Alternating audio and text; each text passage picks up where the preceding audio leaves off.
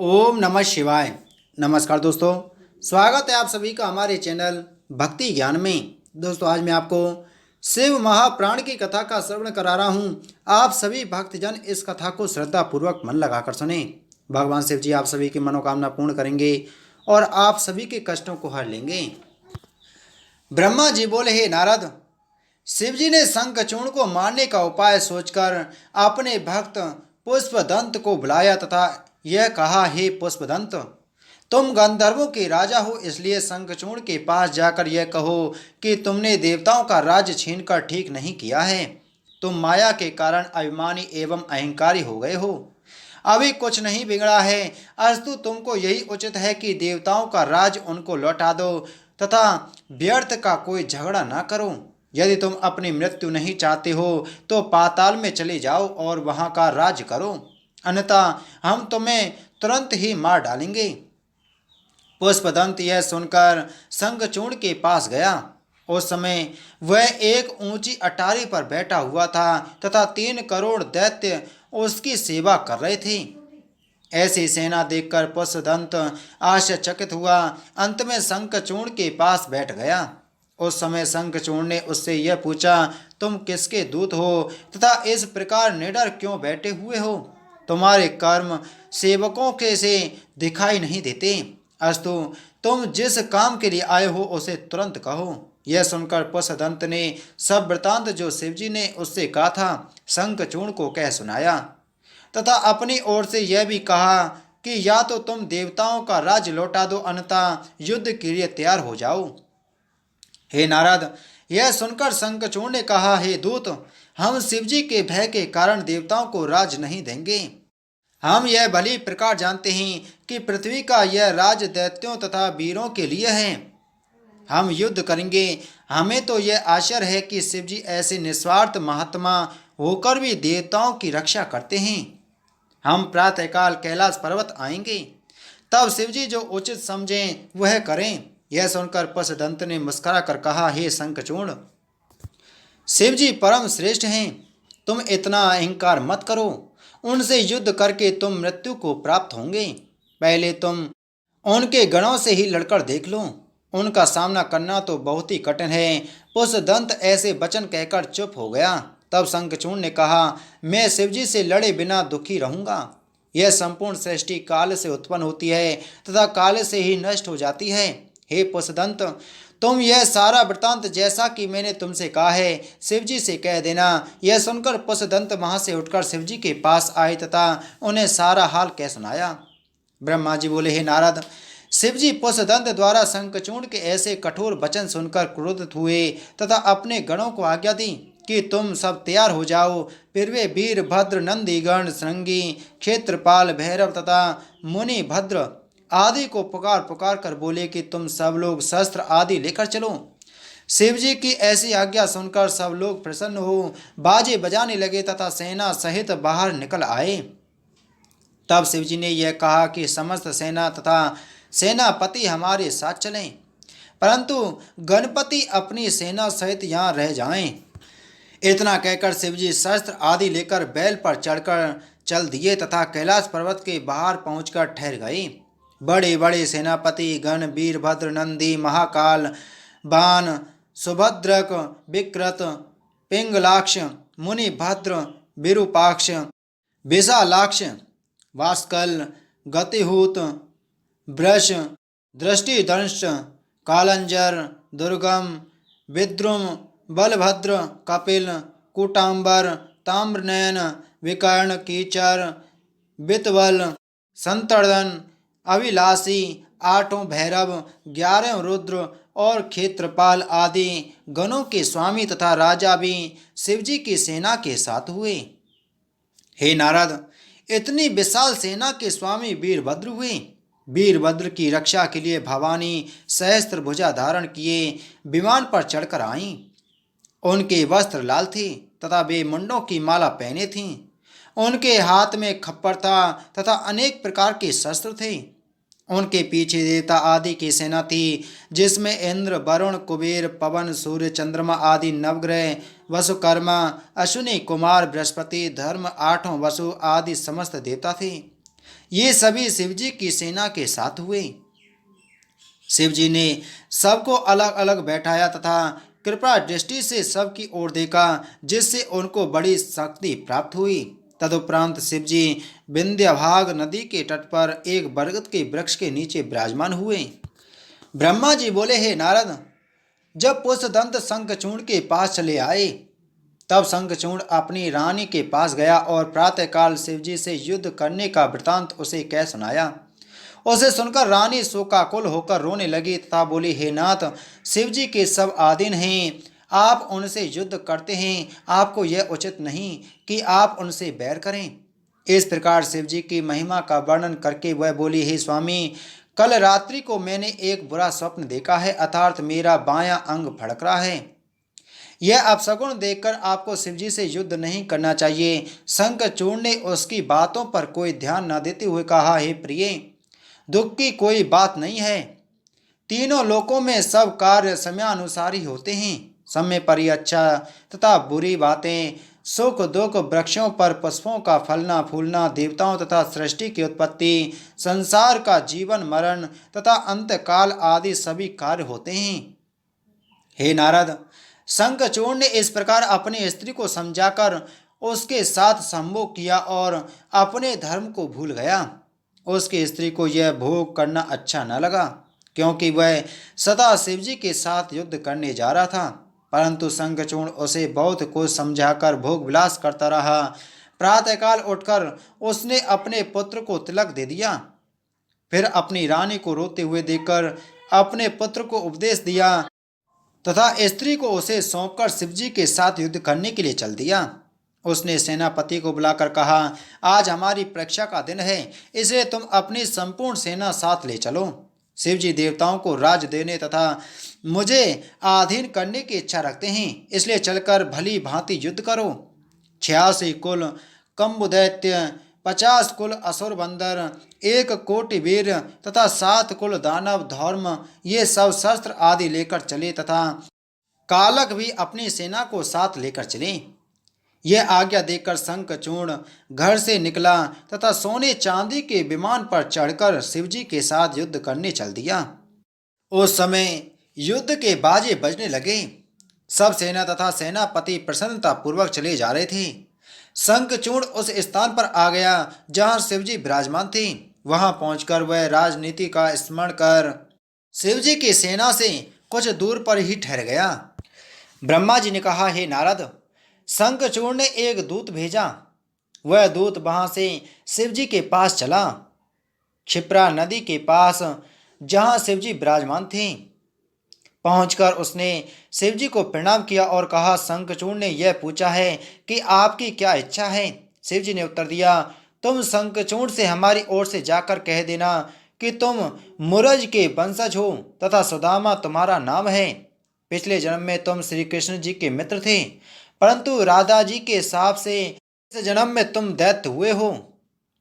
इसलिए तुमको उचित है कि पूर्व जन्म एवं धर्म का स्मरण कर देवताओं के साथ शत्रुता न रखो। तुम योग्यता पूर्वक राज्य करो तथा देवताओं को हर प्रकार के सुख पहुंचाओ। तुम तथा समस्त देवता कश्यप मुनि द्वारा उत्पन्न किए हुए हो, इसलिए तुम में किसी प्रकार का अंतर नहीं है। सबसे बड़ा पाप अपने बंधु बांधवों से शत्रुता रखना है। हम किसी की ओर से नहीं, परंतु हम सेवा से प्रसन्न रहते हैं और अपने सेवक की सदैव रक्षा करते हैं। शिव जी ने इसी प्रकार बहुत से उपदेश देकर वेद तथा धर्मशास्त्र की नीति आदि का दूत से वर्णन किया। हे नारद, उसे सुनकर दूत ने उत्तर दिया, हे शिव जी, आपने जो यह कहा कि परस्पर की शत्रुता दुखदायी होती है, यह सत्य है, परंतु विष्णु जी ने राजा बलि के साथ छल करके उसका नगर एवं राज्य छीन लिया तथा उनको पाताल भेज दिया। क्या उन्होंने यह उचित किया था? क्या उनको यह भी उचित था जो उन्होंने बलि के पिता को मार डाला? फिर जब देवताओं एवं दैत्यों ने सागर मंथन किया तब देवताओं को अमृत क्यों मिला? महिषासुर को देवी जी ने बिना किसी दोष से क्यों मार डाला? फिर तारक तथा त्रिपुर भी मारे गए। इसी प्रकार अंधक, गज एवं जलंधर आदि की मृत्यु हुई। क्या देवता बुद्धिहीन थे जो उन्हें यह नहीं मालूम था कि अपने भाइयों के साथ शत्रुता करना पाप है? क्या आप इसको जाति द्रोह नहीं कहेंगे? हे शिव जी, आपको उचित है कि देवताओं तथा दैत्यों के युद्ध में आप ईश्वर होकर परिपाक्ष न करें, क्योंकि शत्रुता एवं मित्रता समान लोगों से होती है।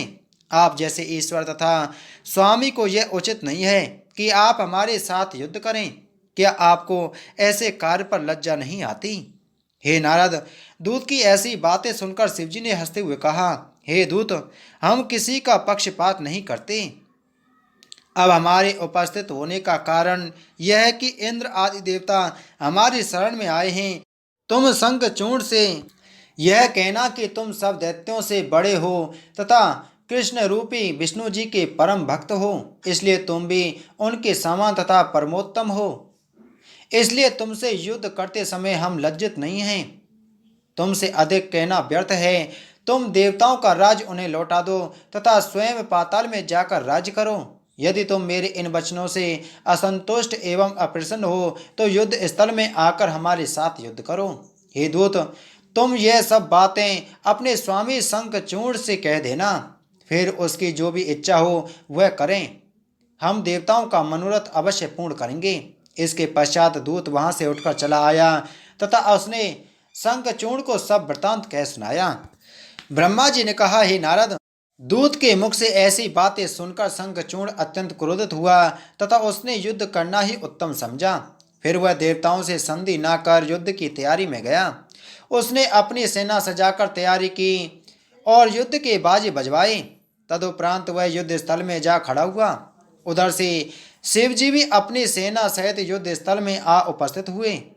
इस प्रकार देवता एवं दैत्यों में युद्ध होने लगा। इंद्र पुरुष प्रिय के साथ, शुक्र बृहस्पति के साथ तथा मृत्यु पुष्कर के साथ, इसी प्रकार दोनों ओर के प्रसिद्ध देव सेनापति परस्पर युद्ध करने लगे। उस युद्ध में अनेक प्रकार के शस्त्रों का प्रयोग किया गया, जिनके आघात से अनेक देवता, दैत्य तथा हाथी घोड़े मारे गए। इसी प्रकार वह युद्ध बहुत दिनों तक चलता रहा। न किसी की विजय हुई और न किसी की हार ही। अंत में दैत्यों ने देवताओं पर बड़े जोर का आक्रमण किया, जिससे भयभीत होकर देवता भागकर तितर बितर हो गए। वीरभद्र ने अपने त्रिशूल द्वारा सब दैत्यों को कुरूप बना दिया। उस समय दैत्य भी युद्ध स्थल छोड़कर भागने लगे। शंखचूड़ ने जब अपनी सेना को इस प्रकार भागते हुए देखा तो उसने अपनी भागती हुई सेना को साहस बनाया तथा स्वयं युद्ध करने चला। फिर उसने ऐसी भीषण बाणों की वर्षा की जिससे शिवजी के सब गण भयभीत होकर भाग गए। केवल नंदी तथा वीरभद्र, जो शिवजी के अंश से उत्पन्न हुए हैं, युद्ध स्थल में खड़े रहे। तब शंखचूड़ ने नंदी को भी बाण मारकर उन्हें धरती पर गिरा दिया, परंतु कुछ समय पश्चात ही नंदी पुनः उठकर युद्ध करने लगे।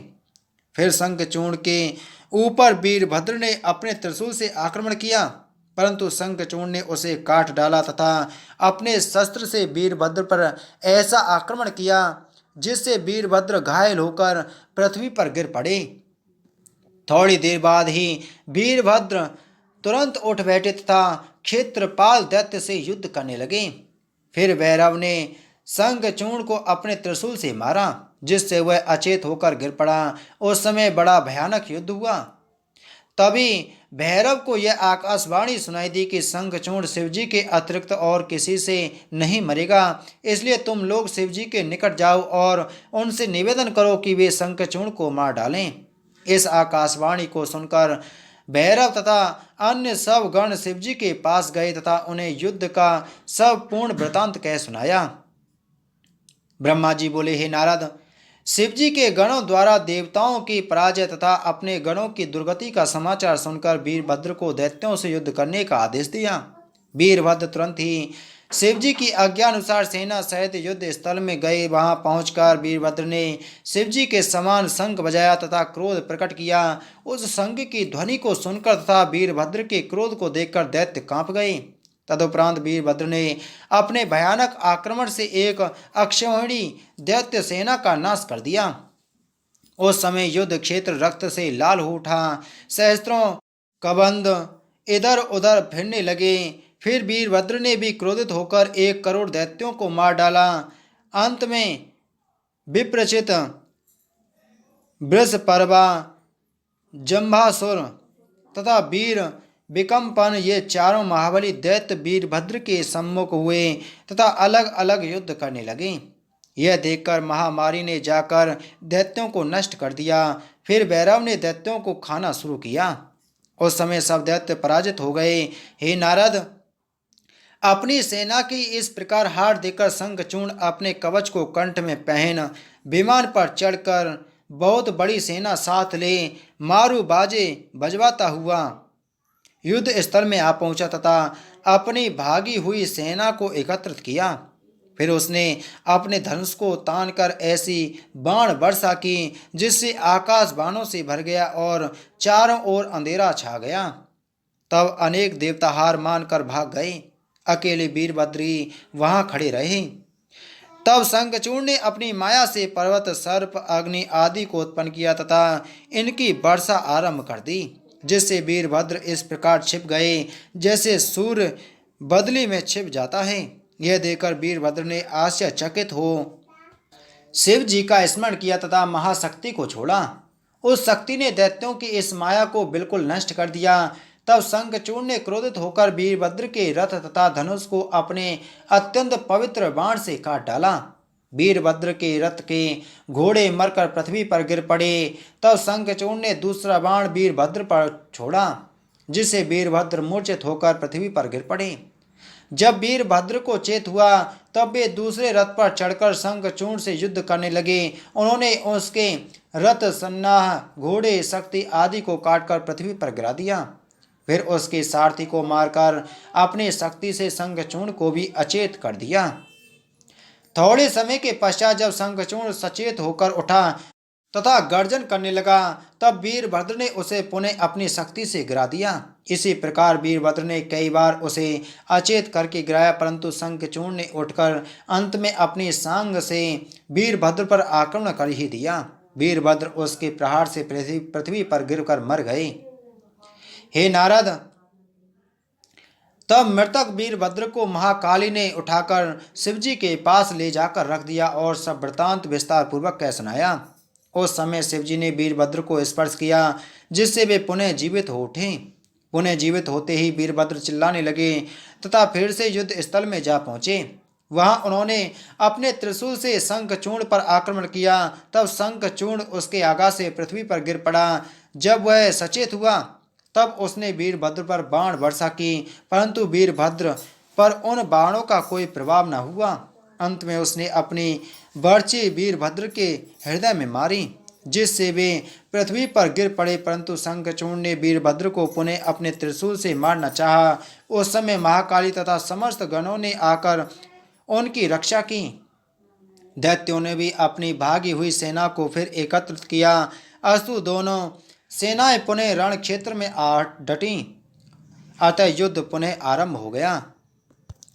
ब्रह्मा जी बोले, हे नारद, इस बार युद्ध बहुत भयानक हुआ, जिससे दिन रात के समान दिखाई देने लगा। काली जी ने ऐसा भयंकर शब्द किया जिससे सब दैत्य अचेत होकर पृथ्वी पर गिर पड़े। फिर काली जी ने महामद का पान कर नृत्य करना आरंभ कर दिया। यह देखकर दैत्यों को अत्यंत दुख एवं शोक हुआ, परंतु देवता प्रसन्न थे। तब शंखचूर्ण फिर सब दैत्यों को एकत्रित करके रण क्षेत्र में खड़ा हो वीरभद्र से युद्ध करने लगा। लड़ते लड़ते दोनों वीरों के शरीर इस प्रकार घायल हो गए जिस प्रकार फूले हुए ढाक से वृक्ष हो। जब शंखचूर्ण ने अग्निबाण चलाकर चारों ओर अग्नि फैला दी, तब वीरभद्र ने वरुणास्त्र छोड़कर उस अग्नि को बुझा दिया। इसी प्रकार शंखचूर्ण ने अनेक प्रकार के बाण छोड़े, परंतु वीरभद्र ने सबको अपने बाणों द्वारा नष्ट कर दिया। अंत में शंखचूर्ण ने अपनों बाणों का कोई प्रभाव न देख नारायण बाण छोड़ा, परंतु वीरभद्र ने उसको भी पाशुपत अस्त्र से दूर कर दिया। तब शंखचूर्ण ने चक्र छोड़ा, उसे महाकाली ने तुरंत निगल लिया तथा शंखचूर्ण को किसी प्रकार विजय प्राप्त न करने दी। फिर काली जी ने अपने धनुष, जिसका शब्द अंतकाल से कम न था, खींचकर अग्निबाण छोड़ा, परंतु शंखचूर्ण ने वैष्णवास्त्र द्वारा उसे दूर कर दिया। तब काली जी ने नारायण अस्त्र छोड़ा, परंतु शंखचूर्ण ने अपने रथ से उतरकर उसे दंडवत की, जिससे वह निष्फल होकर दूर हो गया। फिर शंखचूड़ ने दिव्यास्त्र शक्ति आदि काली जी पर चलाए, परंतु वे सब भी निष्फल रहे। इसी प्रकार बहुत दिनों तक दोनों पक्ष लड़ते रहे। अंत में काली जी ने पाशुपत अस्त्र के छोड़ने का विचार किया, परंतु उसी समय यह आकाशवाणी हुई कि हे काली, तुम यह अस्त्र किस लिए छोड़ती हो? यह शंखचूड़ तुमसे ना मरेगा, क्योंकि यह कृष्ण जी का परम भक्त है। हे नारद, माँ काली ने उस आकाशवाणी को सुनकर अस्त्र को ना छोड़ा।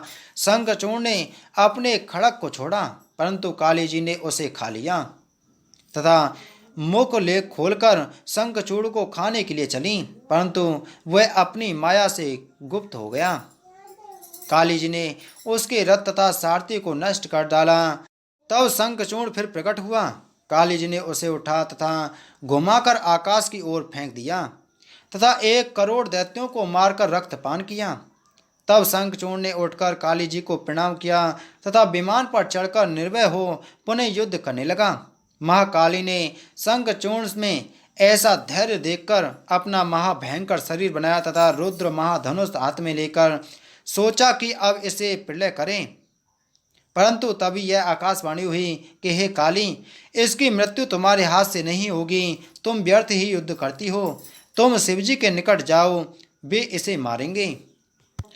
ब्रह्मा जी बोले, हे नारद, महाकाली जी युद्ध स्थल से हटकर शिवजी के पास गईं तथा सेना को साथ ले जाकर शिवजी को सब वृतांत कह सुनाया। उसे सुनकर शिवजी अत्यंत चिंतित हुए। फिर उन्होंने अपनी माया का स्मरण किया तथा शंखचूड़ के पहले जन्म का वृतांत कहा। उसके पश्चात शिवजी अपने गणों सहित बैल पर चढ़कर युद्ध क्षेत्र को चल दिए। क्षेत्रपाल, वीरभद्र, भैरव तथा नंदीश्वर की ओर उन्होंने एक बार दृष्टिपात किया, जिससे उन सबको महाशक्ति प्राप्त हुई। तब वे सब अस्त्र शस्त्र लिए तथा भयंकर रूप धारण किए युद्ध स्थल में आ गए। दैत्यों ने उनको रुद्र कालांतर के रूप में देखा तथा भयभीत हो गए। उस समय शंखचूड़ ने शिवजी को देखकर रथ से उतरकर प्रणाम किया। फिर वह शिवजी की आज्ञा के अनुसार धनुष एवं बाण लेकर शिवजी से लड़ने लगा। 100 वर्ष तक वे दोनों लड़ते रहे। हे नारद, उस समय मैं अपने कुल सहित तथा सभी बैकुंठवासी आकाश में स्थित होकर इस युद्ध कौतुक को देखते रहे।